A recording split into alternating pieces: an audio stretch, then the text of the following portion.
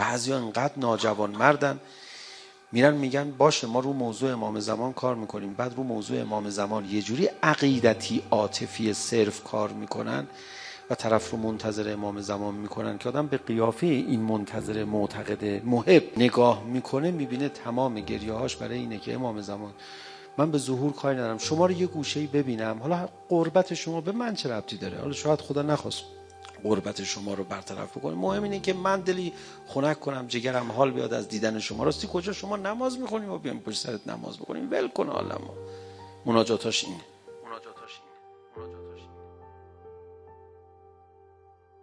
عاشقانه هم گریه میکنه. من که نمیتونم به همچین آدمایی بد و بیراه بگم، ولی مسلما بعضی از این آدما بعد از ظهور جلو حضرت در میان. وقت دعای ندبه رو نگاه کن، عجب دعاییه. عجب دعاییه این دعای ندبه. یک کلمه در میون تقاضای جنگ داره،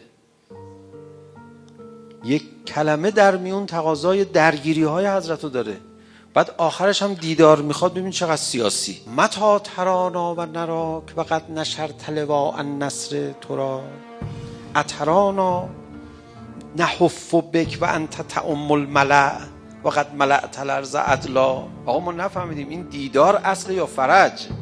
متا ترانا و نراک و قد نشرت لواء النصر ترا، کی ما شما رو ببینیم در حالی که پیروز شدی؟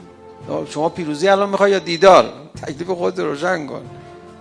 ما بیایم دور تو نحف بک و انت تعم الملأ، ما دور تو باشیم تو امام بقیه باشی، ما تو دستگاه شما باشیم، نه اینکه ما بیایم یه بار شما رو ببینیم بریم. نه اونجوری که این همه یه ساعت گریه کردیم من که یه دیدار کارت ملاقات بگیریم شما رو ببینیم بریم. نحف بک و انت تعم الملأ، ما دور تو حلقه بزنیم تو امام همه باشی. بعد در چه شرایطی امام همه باشی؟ پیروزم بشی. همشو با هم میخوام. فقط نشرت لواء النصر ترا. تقاضاهای دیدار کاملا جنبه سیاسی داره، یعنی قدرت تو میخوام. رو موضوع امام زمان یه جوری عقیدتی عاطفی صرف کار میکنن که آدم به قیافه این منتظر معتقد محب نگاه میکنه، میبینه تمام گریه‌هاش برای اینه که امام زمان من به ظهور کاری ندارم، شما رو یه گوشه‌ای ببینم، حالا قربت شما به من چه ربطی داره؟